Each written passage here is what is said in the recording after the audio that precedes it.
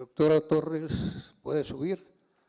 La doctora Torres es internista cardiólogo, especialista en falla cardíaca y jefe de programa del trasplante cardíaco en la Clínica Colombia, Bogotá. Presidente del capítulo de falla cardíaca, trasplante cardíaco e hipertensión pulmonar. Ojalá podamos tener un poquito de conversación al final en el artículo, en el tema que usted revisó de la falla cardíaca avanzada. Desde luego. Que me produjo fatiguita. Sí, pero sí, voy a sí. hacerle unas observaciones a ver usted qué opina. Bueno, doctor. Bien pueda. Muchas gracias. Bueno, este tema creo que no, bueno, soy una de las personas que ha podido contar un poco cómo se implementa una unidad de falla cardíaca en Colombia, pero hay aproximadamente unas 10 experiencias aquí en Colombia que podrían también ser contadas. ¿Por qué es llamativo la unidad de insuficiencia cardíaca de la Clínica Colombia? Porque tiene un escenario prácticamente ideal donde hay un grupo cautivo de pacientes que está en una IPS y que llega remitida prácticamente directamente de una EPS. Entonces tiene, digamos, ciertas facilidades que podrían ustedes decir, pero bueno, es fácil porque están como son juez y parte, digamos, en la formación de la unidad. Pero no creo que sea esta condición una condición como tal para poder realizarlo en otros sitios de Colombia, como lo vamos a ver más adelante. Este es un position statement que sacó en el 2011 la Sociedad Europea de Cardiología, que dice que durante los próximos 10 años los centros de referencia de hospitales generales que tengan más de 3 cardiólogos deben asegurarse de que por lo menos uno tenga interés particular en la insuficiencia cardíaca. En los centros donde solo hay un cardiólogo, las alternativas serían un médico dedicado a la atención de falla cardíaca y esta persona podría ser un geriatra o un especialista en medicina interna, y que sería la responsable de crear y coordinar una estrategia para el manejo de pacientes hospitalizados y ambulatorios. ¿Esto por qué? Porque la insuficiencia cardíaca es costosa y Europa ha sido uno de los sitios, pues todos los países de Europa se han dado cuenta de esto y por eso han decidido crear incluso como políticas de salud unidades multidisciplinarias para el manejo de pacientes con insuficiencia cardíaca y está dentro de las recomendaciones como clase 1A en las guías europeas el manejo multidisciplinario en programas de gestión de patología crónica, manejar este tipo de pacientes. Los antecedentes, por lo menos de lo que les voy a contar, que es la experiencia mía en la Clínica Colombia, es que en el año 2007 se hace un diagnóstico de los pacientes y del gasto que producen estos pacientes hospitalizados y ambulatorios, más o menos 1.500 pacientes con diagnóstico de insuficiencia cardíaca, y deciden crear una estrategia en la cual se reduzcan las hospitalizaciones y de alguna forma se reduzca el gasto y se mejore, digamos, tanto la calidad de vida y la mortalidad de estos pacientes. Con unos antecedentes que son, pues, evitar hospitalización, impactar una población de alto riesgo, brindar un mejor manejo a una mayor cantidad de pacientes, evitar la falta de continuidad del tratamiento, dar unos tratamientos que estén basados en la mejor evidencia y evitar la disparidad o el retiro de medicamentos que eran importantes para estos pacientes, como los IDECAS o los betabloqueantes. Se hizo un análisis de recursos que se iba a implementar, un cardiólogo que fuera idealmente especialista en falla cardíaca, una enfermera como parte vital de la unidad, una factibilidad en medio de un sistema de salud que no es el ideal para el desarrollo de estos programas de gestión de patología crónica, una opción de un hospital de día para manejo ambulatorio de descompensaciones y todo lógicamente enmarcado dentro de unos procesos y una guía de práctica clínica, con una organización cuyo punto central pues era la unidad que dependía de la jefatura de cardiología, de la dirección, con todos los servicios de apoyo de cardiología y los servicios de apoyo de medicina interna, una forma de registro de la información desde el principio fue muy importante una base de datos donde se pudieran meter los pacientes y se pudieran analizar los resultados a determinado tiempo, ¿no? Inicialmente fue a 6 meses y anualmente nosotros sacamos unos indicadores que esencialmente son mortalidad, mejoría de la clase funcional, adherencia a guías como los más de mayor impacto y reducción de hospitalizaciones, lógicamente. Los conceptos claves y que están escritos en algunos artículos es primero identificar una población de alto riesgo. Una unidad de falla cardíaca no es para todas las fallas cardíacas, digamos desde la A hasta la D, es para las fallas cardíacas de alto riesgo que están en el estadio C y D, que hayan sido pacientes con descompensaciones recientes o candidatos a trasplante de dispositivos, cuya titulación no sea fácil o que no estén titulados y que estén en clases funcionales avanzadas. ¿Para qué? Para dar un manejo avanzado, es decir, optimizar el tratamiento médico, individualizar el seguimiento y un alto contacto con los profesionales médicos, de tal forma que si el paciente se descompensa, tempranamente reconozca la descompensación y tenga la opción de consultar tempranamente, y una intervención interdisciplinaria o multidisciplinaria donde se plantea un tratamiento como un grupo de trabajo, con una parte educativa muy fuerte, con un soporte que se da desde la parte hospitalaria y se hace un seguimiento en el tiempo y con una atención y detección precoz de los signos y de los síntomas de insuficiencia cardíaca. Con estas bases nosotros planteamos unos objetivos del programa. Primero fue captar pacientes poshospitalizados que ya son de alto riesgo, ya vimos en falla cardíaca avanzada que el que tenga una hospitalización ya lo pasa a un alto riesgo. Una detección en una base de datos que eran esos 1.500 pacientes del 2007. También teníamos, porque la idea pues era optimizar el recurso, entonces si el paciente tenía que venir cada 15 días a titularse y tenía que pues utilizar la ambulancia, entonces pues esto no era una intervención costo efectiva, entonces se excluían los pacientes que tuvieran comorbilidades significativas concomitantes que empeoraran el pronóstico, como les comentaba ahorita, una alteración cognitiva en ausencia de un cuidador competente, las barreras como el transporte, la movilidad, limitaciones para la deambulación severas, que no tuviera un soporte social o una gran dependencia para actividades básicas, o que el paciente pues no quisiera venir o su familia no aceptara traerlo. Este fue el proceso de creación. Empezamos en el 2008 con la presentación de las guías. Fuimos empezando pues solamente un cardiólogo, una enfermera y ya a medida que vamos pasando en el tiempo, la ampliación y el crecimiento de la unidad pues ha requerido que tengamos más personal. Ahorita somos 3 cardiólogos, 2 enfermeras, una nutricionista, una psicóloga, una trabajadora social y pues tenemos un hospital de día que tiene una atención de 7 de la mañana a 5 de la tarde, en donde se manejan ambulatoriamente descompensaciones que no responden al manejo con diuréticos orales. Hacemos en los pacientes, como les decía, que están en estadios avanzados y tienen anemia, se hace parte de manejo de la anemia.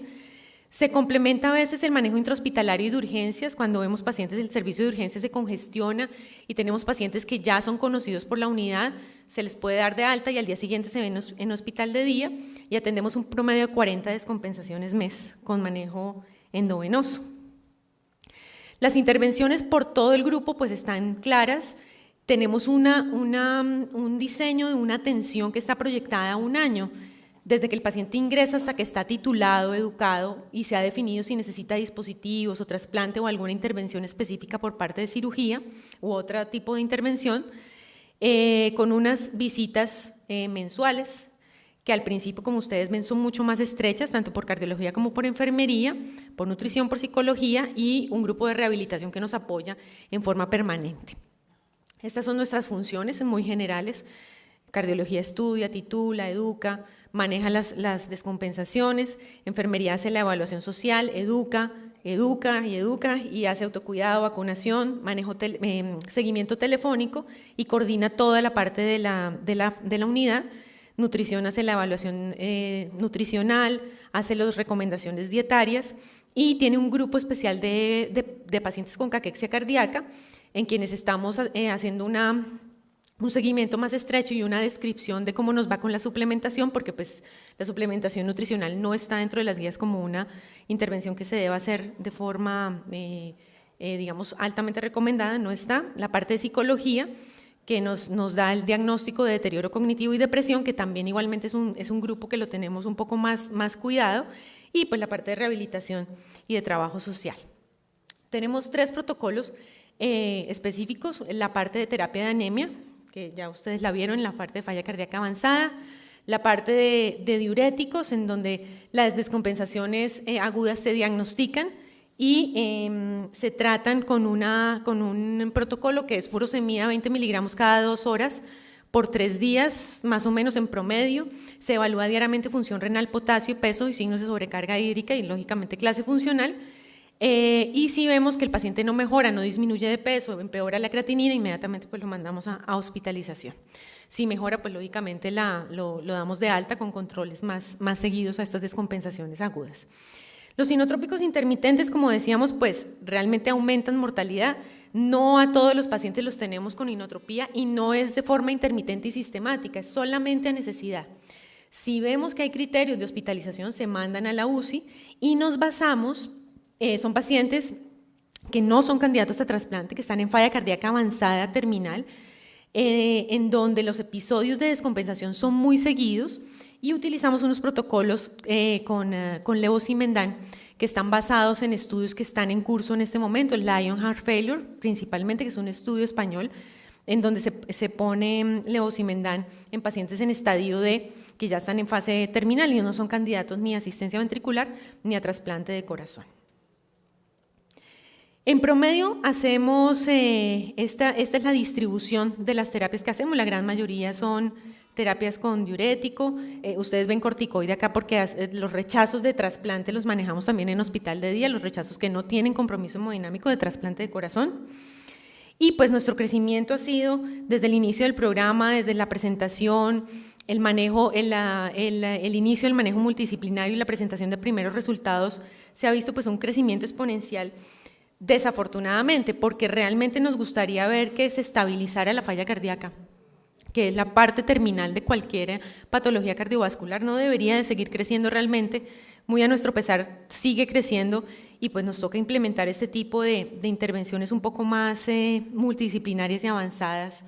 En el 2012 nos convertimos en una unidad de falla cardíaca avanzada, en este momento han pasado 1.250 pacientes por la unidad, con un número de pacientes activos que oscila entre 600 a 700. Tenemos, esto es 2011, la complejidad de los pacientes ha aumentado, así es que la mortalidad nuestra ha aumentado también. La mortalidad del año pasado, 2012, subió a 7.8%, que de todas formas es una mortalidad muy aceptable para una unidad de falla cardíaca, de la complejidad de la nuestra. Y tenemos como el protocolo, digamos, de manejo dura 1 año, a menos de que el paciente sea un paciente avanzado, que sea candidato para trasplante, sí se queda en la unidad. Los otros que se estabilizan, se educan, se titulan, se dan de alta con controles periódicos por cardiología clínica y por medicina familiar, que saben cuándo deben de remitirnos nuevamente si se llegan a descompensar o tienen algún problema con el tratamiento médico. Las características de nuestra población, una cosa muy importante es que el tener este tipo de unidades y el tener desde el inicio un registro le permite a uno conocer su población, que es una cosa pues interesante, yo creo que para todos los que trabajamos con pacientes crónicos y con pacientes que son grupos tan adherentes a este tipo de intervenciones multidisciplinarias, tenemos una población de edades, son mayores, se parece a las descritas sobre todo en los registros europeos. La mitad, un poquito más de la mitad son hombres, la fracción de eyección por debajo del 40% en el 62%. El NT-proBNP generalmente está bastante alto, este es el basal, los de control disminuyen aunque no tenemos los datos completos de toda la cohorte de pacientes. La gran mayoría son isquémicos. En Bogotá tenemos un 4% de Chagas, seguramente si vamos a otras regiones cambiarán estos porcentajes. Y las comorbilidades, la gran mayoría, hipertensión arterial, enfermedad coronaria, bueno, dislipidemia en una gran cantidad de pacientes. Y bueno, y esto nos ha permitido también ver cuáles son nuestros resultados y nuestro impacto. La reducción de hospitalizaciones de basal y a los 6 meses alcanza un 20%, significativo. La disminución de la clase funcional también, hay más pacientes a los 6 meses en clases funcionales 1 y 2 que lo que había al ingreso en clase funcional 3 y 4. E igualmente la adherencia a guías con un 86% de uso de betabloqueantes a los 6 meses, 90% de IECA-SARA2, igualmente aumento del uso de inhibidores de aldosterona, aunque esto no es significativo. Y nuestro promedio de atención de descompensaciones comparativamente con las hospitalizaciones que se generan por insuficiencia cardíaca que parten de la unidad de falla cardíaca. Nuestras causas de descompensación, la principal es baja adherencia, por eso tenemos un programa educativo muy fuerte que lo hace todo el grupo, especialmente lo hace enfermería, y esto es lo que estamos evaluando ahorita, lo está evaluando en un estudio enfermería, unas tablas de autocuidado antes y después de la intervención. La proyección pues es muy grande de una unidad de falla cardíaca porque, como ustedes ven, se puede impactar en muchos sentidos. A las EPS les sería atractivo porque baja costos y bueno, nuestro futuro es muy probablemente tener un programa de telemedicina que tiene evidencia ya, dependiendo del tipo de telemedicina que se haga, pero también para pacientes que se siguen en otros sitios, en otras ciudades.